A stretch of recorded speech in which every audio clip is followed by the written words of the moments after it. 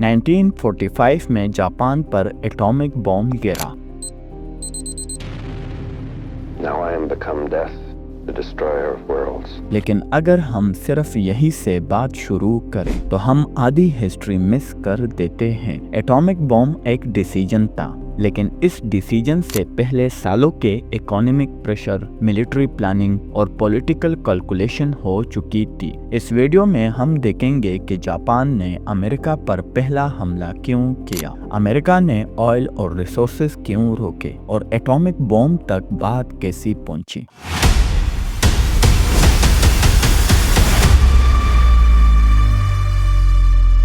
1900 के बाद जापान एक बिल्कुल नया मुल्क बनने लगा। सदियों तक बंद रहने के बाद जापान ने दुनिया को ऑब्जर्व किया और एक बात समझ ली, जो मुल्क इंडस्ट्री और मिलिट्री में आगे होता है वही दुनिया में अपनी बात मनवा सकता है। जापान चाहता था कि वो भी यूरोप जैसे इंडस्ट्रियल पावर बने और एशिया में एक डोमिनेंट ताकत के तौर पर उभर कर आए। फैक्ट्रीज लग रही थी, शिपयार्ड्स तैयार हो रहे थे, रेलवेज और वेपन्स इंडस्ट्री तेजी से बढ़ रही थी। लेकिन इस तेजी के पीछे एक बहुत बड़ा मसला छुपा हुआ था। जापान के पास ऑयल बिल्कुल नहीं था, कोल की क्वांटिटी लिमिटेड थी, आयरन, रबर और बाकी रॉ मटेरियल भी लगभग ना के बराबर था। इसका मतलब ये था कि जापान का पूरा इंडस्ट्रियल और मिलिट्री सिस्टम इंपोर्ट्स पर चल रहा था। अगर बाहर से सप्लाई रोक जाती तो फैक्ट्रीज और आर्मी भी रोक जाती। जापान के लीडर्स ने ये बात बहुत गहरी सोच के बाद समझी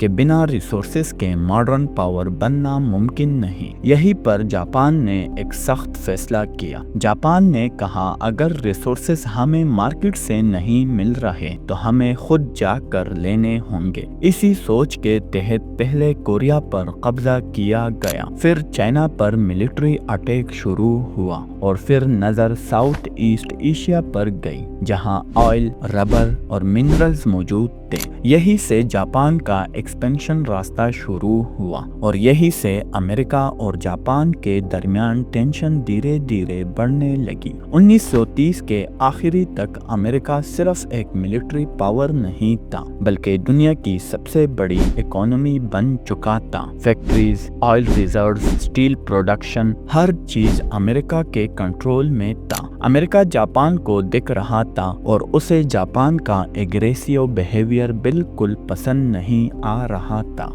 चाइना पर अटैक, एशिया में जबरदस्ती एक्सपेंशन और सिविलियन एरियाज पर मिलिट्री एक्शन, ये सब अमेरिका के लिए वार्निंग साइन थे। अमेरिका ने सीधा जंग का रास्ता नहीं चुना, इसके बजाय उसने इकोनॉमिक प्रेशर का वेपन यूज किया। सबसे पहले अमेरिका ने जापान को ऑयल देना बंद कर दिया। ये एक बहुत क्रिटिकल फैसला था, क्योंकि जापान अपनी 80% से ज्यादा ऑयल सप्लाई अमेरिका और उसके इलीज से लेता था। फिर स्टील और स्क्रैप मेटल का एक्सपोर्ट रोक दिया गया। इसका मतलब था नए शिप्स नहीं बन सकते, वेपन्स की प्रोडक्शन स्लो हो गई। इसके बाद बैंकिंग और फाइनेंशियल रिस्ट्रिक्शन लगा दी गई। जापान के लिए इंटरनेशनल ट्रेड करना मुश्किल होता चला गया। ये सिर्फ सेक्शन नहीं थे, ये जापान के लिए इकोनॉमिक डेथ सेंटेंस थे। जापान के मिलिट्री प्लानर्स ने नंबर्स कैलकुलेट किए और एक खौफनाक बात सामने आई।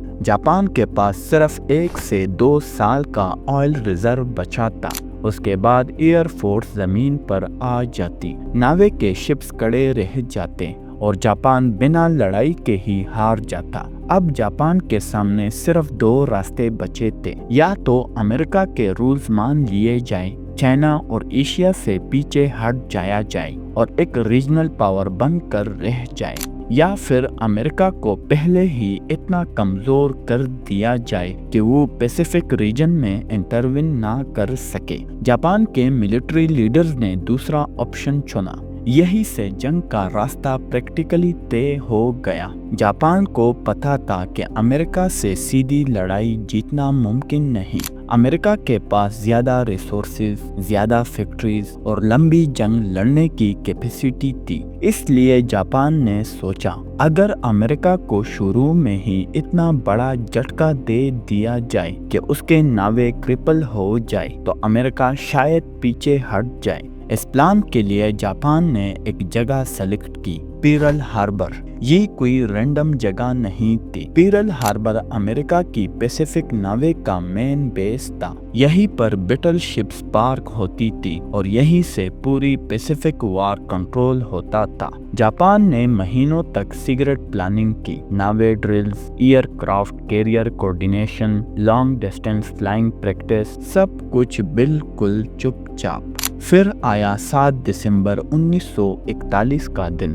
صبح کے وقت جاپان کے 6 aircraft carriers Pacific Ocean میں آلریڈی پوزیشن لے چکے تھے۔ 350 سے زیادہ فائٹر اور بمبر پلینز اڑائے گئے۔ امریکہ کو کوئی وارننگ نہیں دی گئی، کوئی آفیشل ڈکلیریشن نہیں۔ صرف کچھ ہی منٹس میں پیرل ہاربر پر بمبز گرانا شروع ہو گئے۔ 2 گھنٹوں کے اندر 2403 امریکن سولجرز اور سویلینز مارے گئے، 8 بیٹل شپس ڈیمیج ہو گئیں، 300 سے زیادہ ایئر کرافٹ تباہ ہو گئے۔ امریکہ کے لیے یہ صرف ایک ملٹری لاس نہیں تھا، یہ ایک فزیکولوجیکل شوق تھا۔ امریکہ جو اپنے آپ کو انٹچیبل سمجھتا تھا، اچانک اپنی ہی زمین پر اٹیک کا شکار ہو چکا تھا، اور یہی سے امریکہ کے لیے بھی پیچھے ہٹنا ناممکن ہو گیا۔ اگلے دن پریزیڈنٹ روز ویلٹ نے کانگریس میں کہا،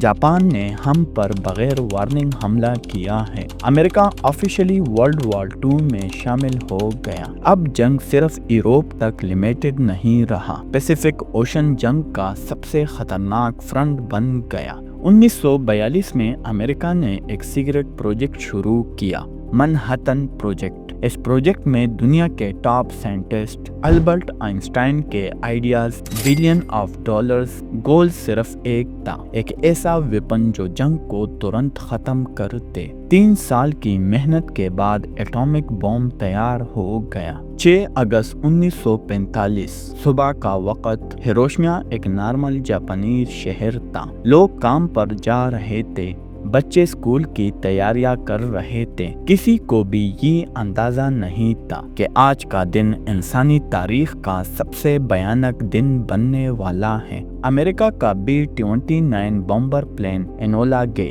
ہیروشیما کے اوپر پہنچا اور پھر صبح 8:15 پر ایک بم گرایا گیا جس کا نام تھا لٹل بوائے۔ بم زمین پر نہیں گرا، وہ ہوا میں پٹا اور بس 1 سیکنڈ کے اندر شہر کا سینٹر غائب ہو گیا۔ ٹیمپریچر لاکھوں ڈگری تک پہنچ گیا، لوگ جہاں کھڑے تھے وہی جل گئے، کنکریٹ بلڈنگز بھی ملٹ ہو گئی۔ جو لوگ بلاسٹ کے بالکل قریب تھے انہیں سمجھنے کا بھی وقت نہیں ملا۔ صرف کچھ سیکنڈ میں 70,000 سے زیادہ لوگ مر چکے تھے۔ جو لوگ بلاسٹ سے بچ گئے ان کے لیے کہانی وہی ختم نہیں ہوئی۔ شہر میں ایک عجیب سی خاموشی تھی، ہوا گرم تھی، آسمان کا رنگ بدل چکا تھا، لوگوں کی سکن جلی ہوئی تھی، کپڑے جسم سے چپکے ہوئے تھے اور کئی لوگوں کو یہ بھی نہیں پتا تھا کہ ان کے ساتھ ہو کیا رہا ہے۔ پھر ایک اور چیز شروع ہوئی، ریڈیشن سکنس۔ لوگوں کو الٹیاں آنے لگی، بال جڑنے لگے،